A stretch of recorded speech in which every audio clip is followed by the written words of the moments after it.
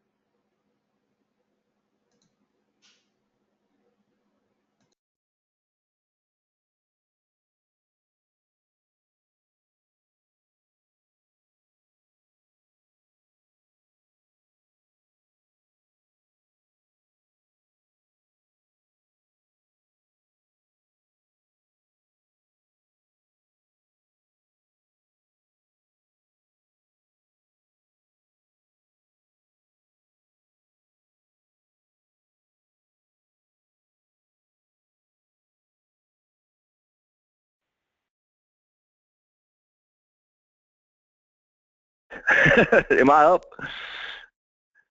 Jacob, can you hear me? Anybody? All right, looks like we got sound coming through now. So Michael Newman, here you go. I was just talking away, and I think my phone was on mute. Every time I hear that bio, it's kind of like what I call my Facebook life. On Facebook, everything's all perfect. Everything looks good. I'm glad you talked to Jacob a little bit to my failures. My wife always says, well, you need to tell people some of the good things you've done because you always tell them about our bad part of our life. And just to recap that, today as we go through here, I'm going to go back. I will reference things when I was 6 years old, to when I was in high school, to when I was in college, to yesterday. I mean, it's because that is important to you. I mean, those are things that shape your life. I mean, there's a lot of people that talk about today only and about the presentation of today only and what happens, and they say yesterday doesn't matter.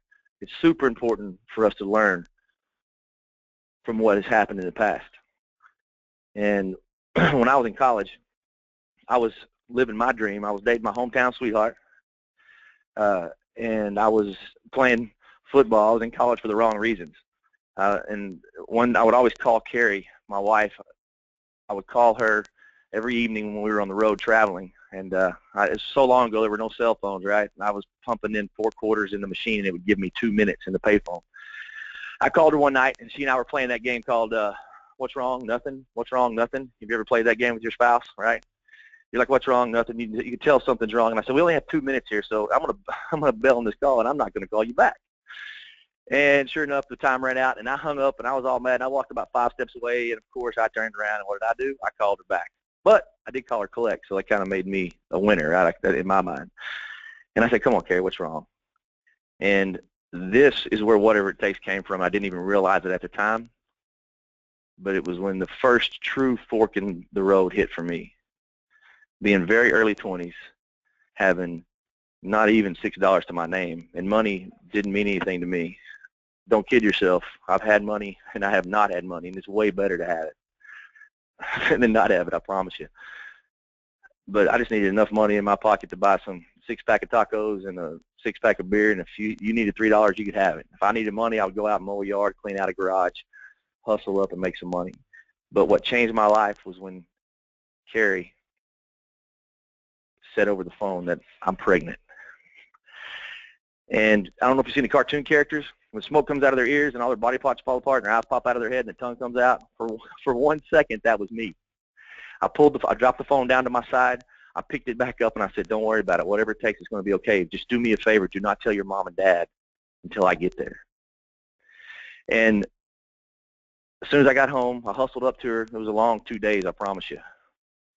I hustled up the stairs and I opened the door and she was crying like one of these, sobbing cries where you can't catch your breath cries. And I said, what's wrong? I thought something may have happened to the baby. I wasn't sure what happened. And she said, I told my parents. And I said, oh, no, I wanted you to wait. I didn't want you to tell your parents until I got there. But she told them, and I said, well, what did they say? And when you talk about referencing things back in your life, this statement changed my life for since then forever, for the last 20-plus years. She said, they disowned us. And you got to understand, let me back up a step. Before that, I was the son they never had. They would, they bought me more Christmas presents than she had. They would, they bought a Suburban to drive around to all these little podunk towns to watch me play ball. It was a ton of fun. Everything was great. Well, they disowned her. And this statement right here, she said, if you marry that boy for the rest of your life, you're going to have to buy all your clothes from Walmart. And me being a 20-something young guy and buying from Walmart a lot, I said, what's wrong with that? That was the wrong thing to say. But that's what I ask people all the time. I said, what drives you? Who motivated you in your life? And then everybody comes up with something positive, a coach or a mentor or a teacher. Well, when that question was asked to me for the first time, I went right to her. Because what I wanted to do is make sure Carrie never had to buy her clothes from Walmart. So I started off in our 20s, and I said, don't worry, whatever it takes, we're going to be okay. Whatever it takes, we're going to be okay. And my college roommate, who's my best friend in high school, is still my best friend today, Brian Clark, who knew I was pregnant before I did. That next week, he kept saying, man, I only hear you saying one thing every time, over and over. You talk to everybody. You just say whatever it takes, whatever it takes, whatever it takes. And that's where it came from. I know it's been overused over the years, but we're talking 1990 here. It's been a while. And I've lived that phrase since then. So as we move forward, I jumped out and I told Carrie, we're gonna rule the world. I'm gonna take care of her. She's gonna have everything she wants. And so I spent my 20s proving my in-laws right. I failed 3 times in business, as Jacob mentioned, and this is what my wife gets upset with. She tells everybody all the time, you tell them about the good things you've done. Well, I spent my 20s proving everybody right. I failed 3 times in business. I've had 2 homes foreclosed on.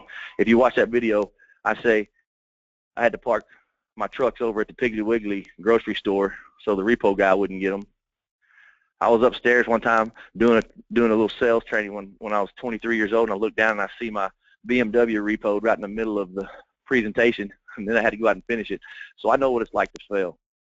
I told my wife that the electricity bill was paid, and she's bouncing my little baby on her lap, and she says, thank goodness, and then the lights get cut off in 10 minutes. So I know what it's like to fail. And I know what it's like to succeed. And that came much later, until I've developed a methodology and the foundational skills to really, really succeed, which is what we're going to cover today. That's important, and I understood the fact that If it was to be, it was up to me. Let me ask you guys a question as we get started here. Ask yourself this. By the show of hands, we got a little clicker there, right? We can be interactive here. We're selling out, so we'll sell out there too. Raise your hand if you think you can do something today to make your life better. Do you feel like in the next 2 weeks that you could do something to make your life better? By the show of hands. Anybody clicking? Oh, yeah. Let me ask you this question, too. By the show of hands, could you do something the next 2 weeks to make your life worse? Put your hand up there and show me if you feel like you can do that. I'll help you with the hard ones.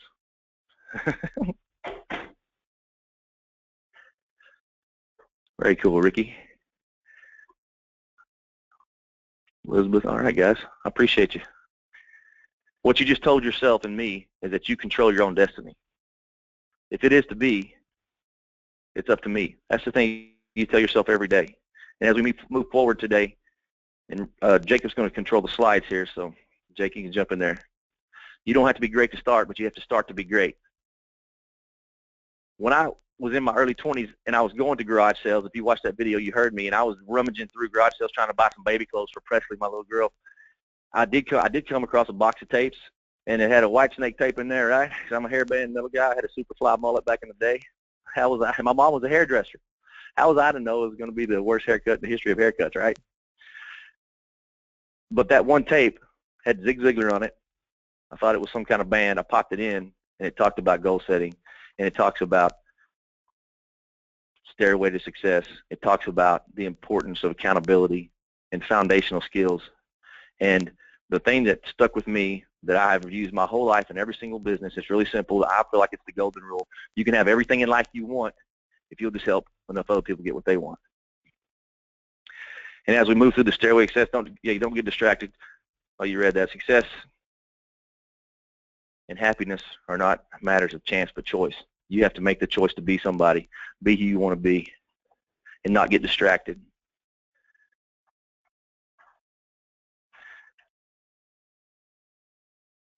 This right here, take a look at this for a second.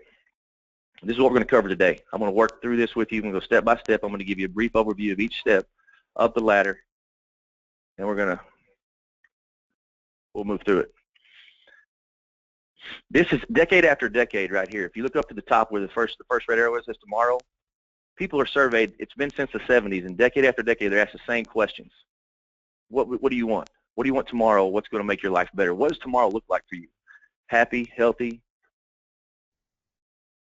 prosperous, secure friends, peace, family, and hope. Year after year, decade after decade, that's what people want most in their lives. And you can see the elevator's closed.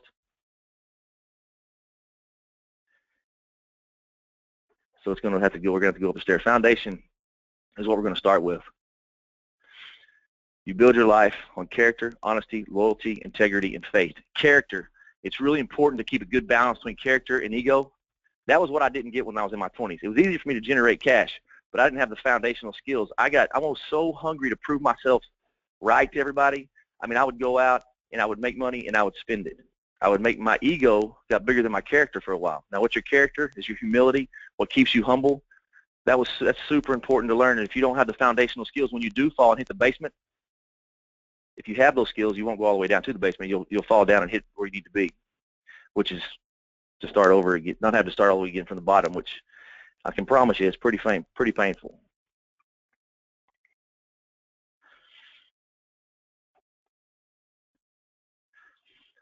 Let's remove the self-image. Thank you, Jacob. I'm starting to click on this little deal right here, and it's not working. I forget that you have. I'm not at home today. I'm traveling, so Jacob took this over, and I'm clicking on it, and I don't have control of it, Jake, so it's pretty cool. A healthy self-image is where it all starts, and a lot of times this is the most painful thing to look at because we don't want to look at what's negative about ourselves, what's good about ourselves. We don't want to look at what's good about ourselves. People want to look at what's negative all the time. There was a balloon salesman way back in the day, and every hour he was in the park, New York Central Park, and he would let a balloon go every 30 minutes, and what that did would attract kids. The kids would run over to him, and he would make some sales. When sales got slow, he'd release a balloon. 1 hour, he'd let a red balloon go. Then he would let a green balloon go. So every hour, 30 minutes or so, he would let a balloon go. and a little kid walks over to him and says, "Excuse me, sir, what happens if you let a black balloon go?" He said, "It'll do the same thing, son. It's not what the color is. It's not on the outside. It's what's on the inside that counts." And to have a healthy self-image, it's super important to take a look at ourselves on the inside and to make sure that we know what we can do. I mean, what a really good thing I like to do is self-talk. A lot of people have bad self-talk. You have to recognize your own potential. And our self-talk is, "Oh, watch me knock this Coke over when you set it down. I knew I was going to do that. Oh, man, I'm terrible at this. I'm an idiot." How many have that kind of self-talk? What you really need to do is make a victory list. And here's what I do, and this is really cool to look for and look at. I have a calendar that I work through, and I always go by my calendar. I really recommend that, of course, you got to know where you're going every single day, every minute. So I look at I make my choices by my calendar, but I set my calendar up by the year, and I write my goals in the front of my calendar virtually. Now I'm using an iPad, but also make a little victory list, things that I've done well. I mean, I do little things like I beat my son at basketball yesterday. I wakeboarded longer than he did. Little bitty things, but also keep the track of the big things because it's so easy to get negative self-talk. What we also want to do is we want to use adult language, like accountability, commitment, responsibility, friendship, courage, gratitude. Oh yeah, and 4-letter words, those are really important, right? We're adults here, right? We can talk about 4-letter words. Love, hope, work. It's simple. I've been successful not because I'm smart, that's for sure. When I was 6 years old, I had a teacher call me to the front of the room after asking me to read out loud, and I stumbled. She brings me up to the front of the room, and she says, "Michael, read that over again." And I read it over, very staggered and stumbled. And she said, "I swear, son," this is Miss Ridley, never will forget her. "I swear, son, you're as dumb as a box of rocks. Go sit down." Now, back then, we didn't know what dyslexia was. Now, dyslexia, I promise you, is one of the best things that ever happened to me. My son has it. My brother has it. We didn't know what it was back when I was doing it. So every time I walked into school, I was dumb as a box of rocks. How do you think my self-talk went at school? It was pretty bad, right? I was dumb as a box of rocks. It taught me how to sit by the smartest girl in class. It taught me how to cheat. I'm not proud of it. So the negative talk is easy to do. We're easy, and we're so critical on ourselves, it's really easy to break ourselves down. It's super important to, even if you have to write it down, to look at it every day. That makes a difference. I stick stuff up on my mirror. That makes a huge difference to look at. But I will promise you the dyslexia that I have in my life is the reason I'm successful. It's very hard to outwork me, and it took me a long time, but it teaches us how to, when you have a disability of any kind, and you address it, and you face it head on, and you look for the positives in it, what it really does is it really allows you to think outside the box and come up with solutions a little different than most people. And that's what dyslexia has done. It's hard to outwork me, and I have a methodology that we've built over the years that it's just like Zig Ziglar's. That's why I'm so sincerely committed, because his teachings, the way Zig is, the first motivator, he's just the first guy, and he's pioneer, and his stuff is time-tested and relevant in today's society. And with the methodology that I've been able to bring by building and selling businesses, and now taking it to my personal life to be able to really, truly have a balance, that's super important. But when you start with that, it starts with your self-image, and we have to really take a really good look at ourselves about the good things. It's easy to knock yourself down. Everybody in the world is knocking yourself down. You have to take a look at it. Now, a really cool, huge, big thing is to take advantage of all your time. I mentioned time management a while ago, but to roll in what they call automobile university is what Ziglar called it. It's just buy some podcasts, pop in CDs. When you get in the car, you need to be listening to something positive. Because when you turn on the radio, if it's talk radio, there's negative. News is negative. Stock market is negative, right? It's super important to get in the car, put positive. It's what was that? What's the IT term? What is that IT term? Garbage in, garbage out. I've got a few people in front of me today, guys. Also, that's why I'm here. But it's garbage in, garbage out, because there's no doubt about it. You're where you are and what you are because of what goes into your mind.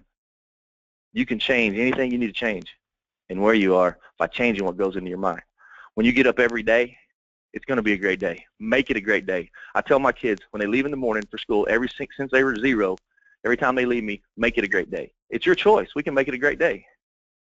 When they get home from school, how'd it go? Well, how was school today? Good. What was good about it? Right? Okay. This last one here on self-image, take risks, take risk, stretch yourself, and gain confidence. It's talking about breaking your comfort zone. Going to your edge, finding your edge, and pushing yourself over it. As a coach, as a father, as a businessman, as an owner, as a mentor, as a husband, as a wife, my goal is to help my spouse, help my son or daughter, co-workers, people that work for me, people that I lead. It's important to help them find their edge and then get them in their comfort zone a little bit. Leave them out there. My son, I love this story.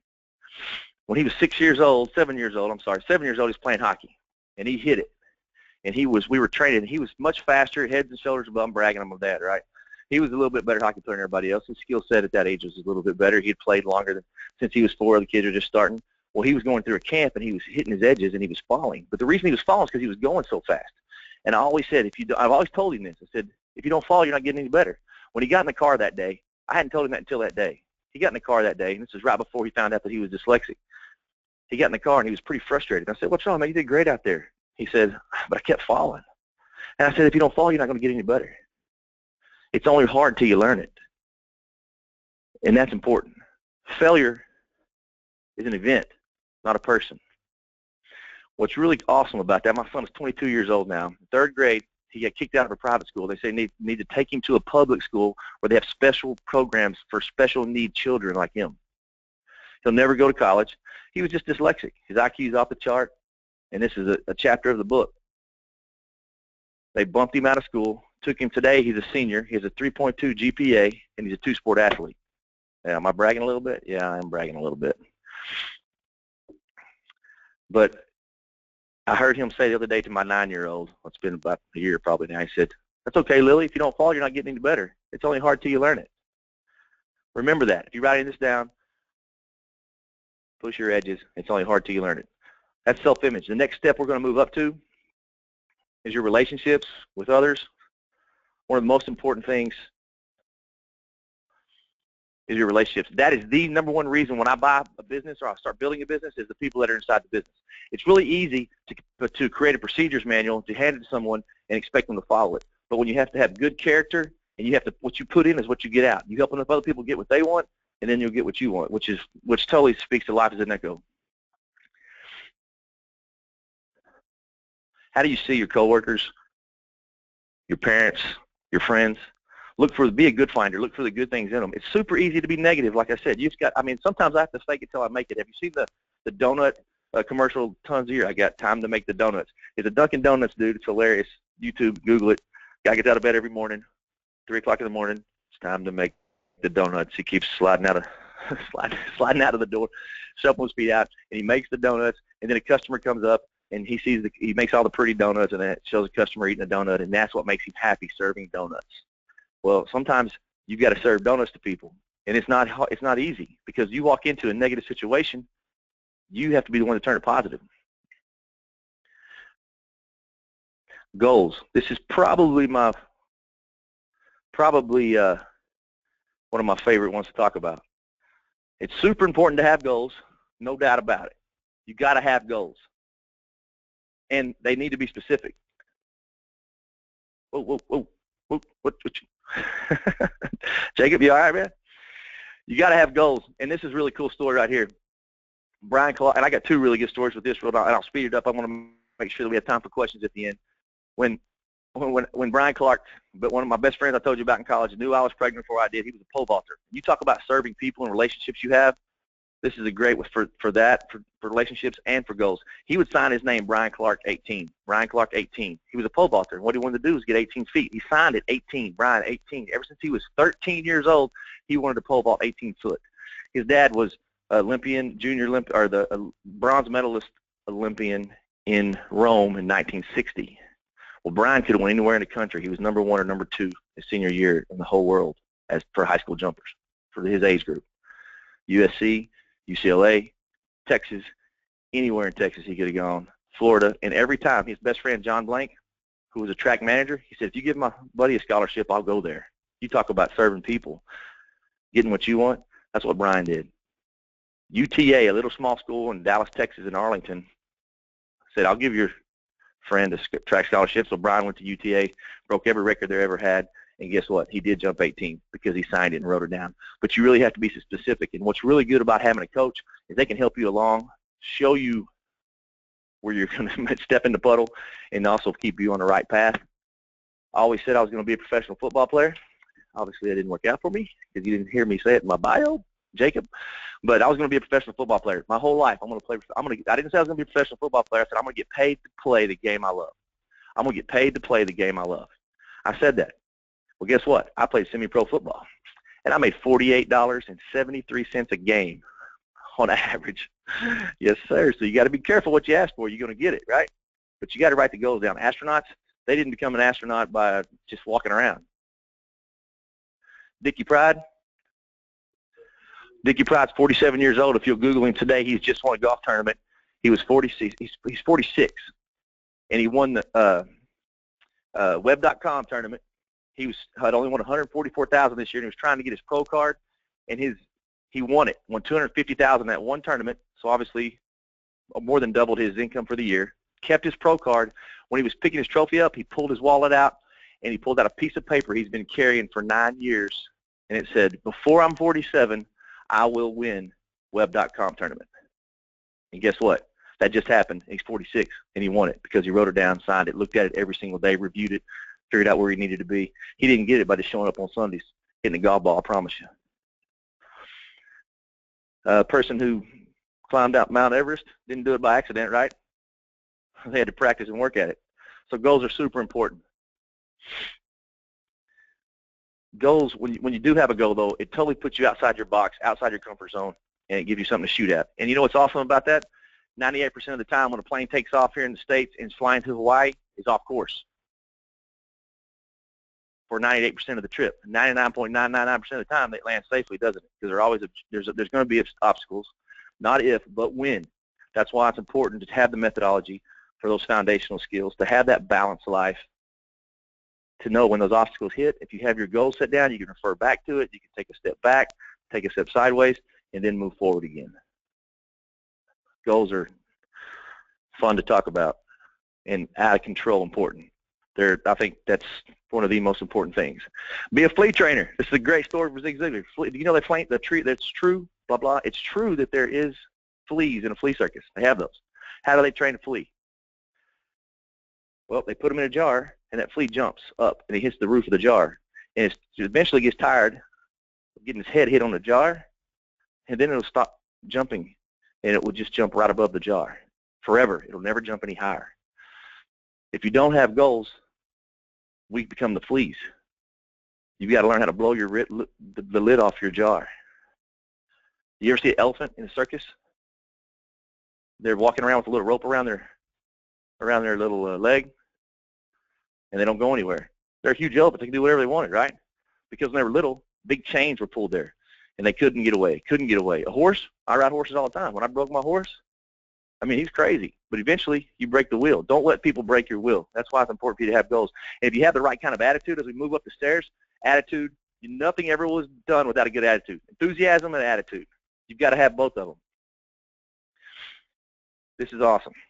Check up from the neck up. You write this one down or take it with you, screenshot it, whatever you do. It's pretty funny. In sales, they say do a checkup for the neck up when you would walk in. I used to sell knives, and I'd pull up into somebody's house, and I'd look to check up from the neck up. But I would check up, make sure I didn't have any bats in the cave, if you know what I'm talking about. Check up from the neck up to prevent hardening of the attitudes caused by stinking thinking. It's just like what we've been talking about.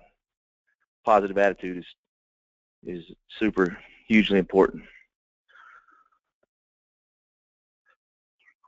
And you got to eliminate plum disease. You've heard of plum disease? I mean, I know everybody down south knows exactly what that is. Poor old little me, right? You ever been to a pity party? You ever had one of those? I walk in there and say, no whiners. All my children, no whiners in this game. When I walk into a meeting and we have everybody talking and they start going negative, I call it negging out. No plum disease, poor old little me. And I go over and say, all right, no pity parties today. They don't bring presents to pity parties, right? So you tell your kid today, tell your wife, this weekend, we're going to have a good weekend. No plum disease. Poor old little me, right? That's pretty funny, actually.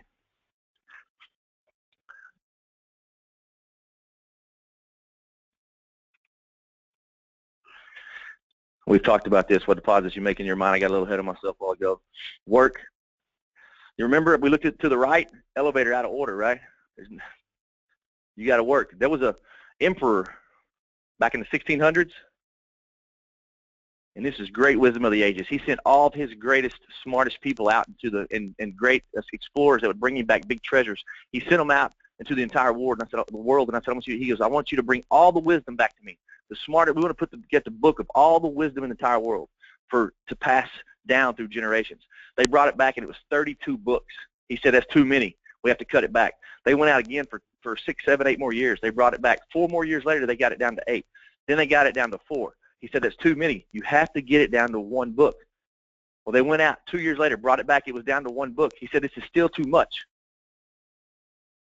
And it really came down to one phrase, and it's really simple. There ain't no free lunch, brother. Right? There's no free lunch. We got to walk up the stairs. We have to be the one to move forward. The U.S. Constitution doesn't guarantee happiness. This is the greatest country in the world. We all know that. Working here is awesome. Only pursuit of it's guaranteed. You have to catch up with it yourself. Ben Franklin's a pretty smart guy. He's not just on our money. Do you know that he was the first documented person in the United States? The first documented millionaire in the United States? Back then, that's a lot of money. And Benjamin Franklin made every decision like this, pros and cons. He said to take his heart out of it, to make his decisions, he would write the negatives and the positives. And no matter what, even if he would take the choice of whichever one had the most in the column, the negative or the positive. That's just a little useless trivia there I gave you. That's pretty cool. A lot of times you feel like you're just banging your head against the wall, and you got to keep moving forward. Keep moving forward, taking that next step, and sometimes the hardest thing is take the next step. It takes 8 times the effort to get something moving than to keep it moving. This is an awesome story about the Chinese bamboo tree. And you should Google this. This is powerful. The Chinese bamboo tree, you plant the seeds and you water it and feed it and water it and give it sunlight for 6 years. Nothing happened. Nothing happens. And I know some of you out there feel that way in your relationships. Nothing's happened. I'm beating my head up against the wall. I'm doing everything I can. I just can't get balance in my life. Well, the Chinese bamboo tree, 6 years, nothing happens. And within the matter of 6 weeks, sometime in that 6th year, the Chinese bamboo tree grows 90 feet. 90 feet in 6 weeks. I'll promise you this. I've been broken. I've had divorce papers served to me right after I had my second car repossessed and my home foreclosed on. And they were given to me when I was leaving my foreclosed home. I have an amazing relationship with my wife, my kids, and my family, the same woman. I've put that back together. And we have an unconditional respect and love for each other that you don't get from taking the easy road. I mean, the Chinese bamboo tree has been our life. I live a balanced life now. And I'm not talking about balance in a day or in a month or in a quarter, even 3 months if you're talking in business terms. I'm talking about seasons of balance.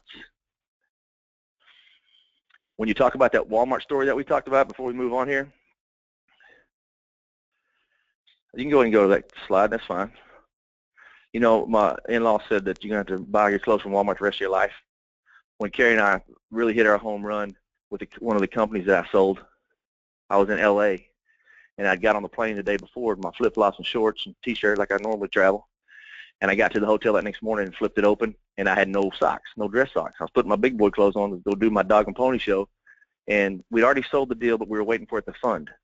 Well, I was going to go run and get my socks at break. And my banker calls right before I go on to do my little dog and pony show at break, and he says, "Congratulations, Michael, the wire just hit. I mean, this is generational money you made. I mean, I know I've seen your struggles, and it's a great dude, Don Goldsmith." But I called Carrie right away, my wife. I called her up, and she didn't answer, of course. So as soon as I got done with my little spiel there, I took off, and in the first store I came into, and I went to get me some dress socks, and Carrie calls me back right when I was checking out, and I ran outside, and she's crying, I'm crying, "Congratulations, oh my gosh." And she goes, "Where are you?" And I stopped, I turned and looked up, and of course, you know where I was, right? My first purchase when I made generational money for my family was at Walmart.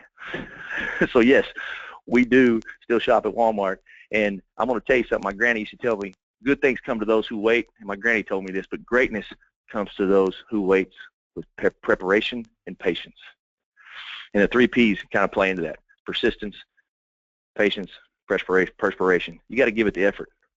But I'll promise you, the effort when you're doing something and you have your goals where you need to have them, and you have the desire, which we're stepping up to now, at the end of the day, when you look back on your life, you look back on the next 20 years, 30 years, 40 years, and I don't care where you are, the desire that you have, the journey is what's really going to make the difference. It's with your sleeves rolled up. Take the time to pull your head back and to look around and say, this is kind of cool right now. Even if you're struggling, you can't do anything else, but you can be in that moment.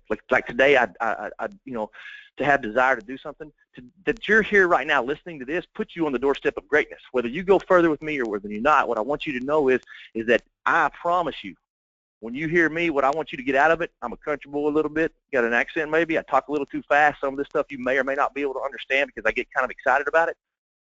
But the desire, if you have that, there's not much else you really need, because all the other things, if you get to the desire on the steps, if you can get to that point, that will put you over the top. You know, a good cup of coffee is 211 degrees, right? That makes a nice cup of coffee. One more degree, and look what you can have. It's boiling. How many times have you not taken that last step? How many times have you give up just a little bit too early? There's an old parable about a guy getting stuck in the desert, and some great genie came to me in the night and said, tomorrow, pick up every rock you can pick up. You will be rewarded. And he starts filling his pockets with rocks. And he's walking through the desert sun. It gets so heavy, he says, I got enough. He wakes up the next morning, every one of those rocks are gold. Now, if he knew that before, do you think he'd have picked up a few more rocks? I guarantee you. But that effort is super important. And we all know that Bumblebee can't fly, right? You guys know this, right? Bumblebee can't fly? You know this, right, guys? No? Yeah, Bumblebee doesn't fly. His body's too fat. His wings are too small. Well, thank goodness for the bumblebee. The bumblebee doesn't read. The bumblebee flies, right? I promise you, that's what I've been called this before. And I kind of, at first, I didn't know how to take it. Jacob said the same thing. Somebody called me that one time, and I kind of got a little offended. It was pretty funny. I said, bro, that's one of the best compliments you could ever get. But if you have the desire to move forward,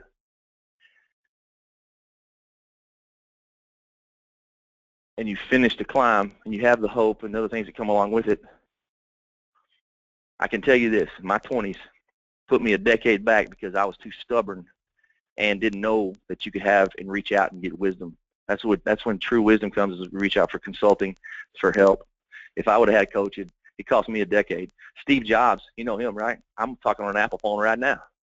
He changed the world, really. He got so big, he got fired, he got removed as a CEO because he didn't know how to handle it. That's what you don't know. He had a coach that taught him how to come back in the fold, and he regained it and took it over. He's a powerful dude. Year in and year out, they talk about coaching. The famous people have it. The truly driven people have it, and that's super important. Whether you stay on this call or whether you reach out to me, I mean, I've had a ton of fun with you guys. We'll walk through what I go through when we talk about coaching. Is the be-do-have coaching process. Ziegler built it. I've used it. I've taught it. I've had it taught to me. There are 4 phases to it: discovery phase, strategy phase, accountability, results, and 6 steps in it. We hit the goals, reality, options, the will, and the wrap-up, what you get out of it, and then you track it. If you can measure it, you can manage it. This is where we get off topic a lot of times on goals, and this is where coaches really help me get back on point. You write your goals down, you spend this time to develop them, but you don't track them. You don't track your measurement. And especially if it goes a little bit negative, you're like, I don't want to look at it. But to look at it daily is super important. As we go to the next slide and kind of wrap up here, I hope you take these results, and this is one last thing I want you to see on this slide. It says born to win. There's no doubt that God has put seeds of greatness in us.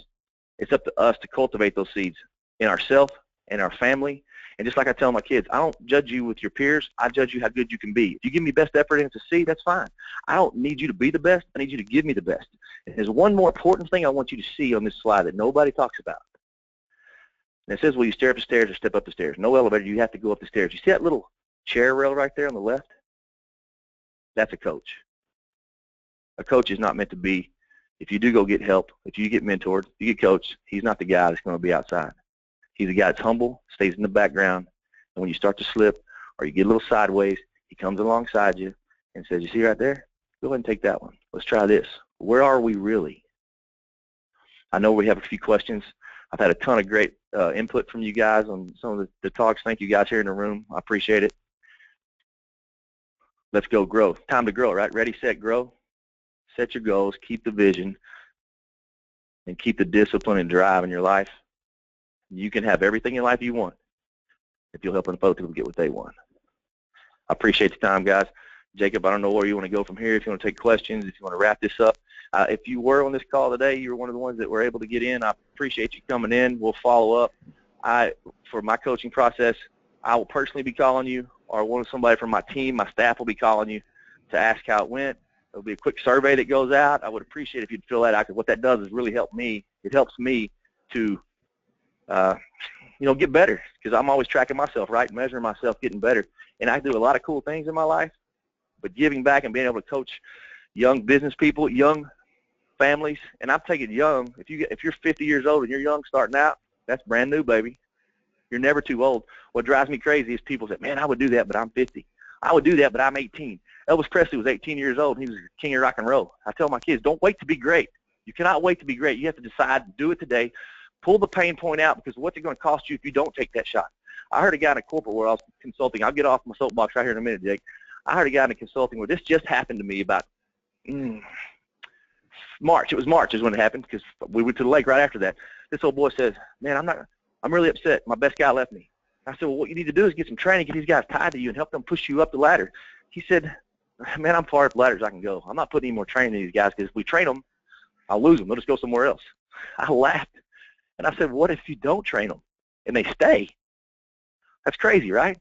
Don't wait to be great. Get the education. Always educate yourself. That never stops. Well, listen, guys. Go ahead, guys. I appreciate it. All right, I'm going to jump on. If you want to go ahead and send Michael a message, he's going to get all the messages, thanking him for his time. I personally want to thank him. If you want to get on a call with him, if you want to set up a strategy session where probably somebody from his team will reach out to you to set that up and see what that would look like, just simply go to this website at the top of this last slide, budurl.com/Ziegler Success. It'll take you right to a survey form where we'll just get some information, and then we will reach out to you to set up that call and to see what it would look like to go forward with Be Do Have coaching. We would love to talk with you. We'd love to learn more. We thank you so much for hanging in there. Michael Newman, he did a phenomenal job. So if you would, all of these messages will be printed out for him. Go ahead and message over how much you appreciate him giving us this free hour of his time. Michael, I personally thank you. So if you do have, I'm going to mute my mic. If you have any questions about the webcast, go ahead and send them over, or possibly about coaching. I'll stay on here for a little bit and make sure we get those answered. Appreciate it, Jacob. Thanks for helping me out with the webinar today, guys. Look forward to talking to you.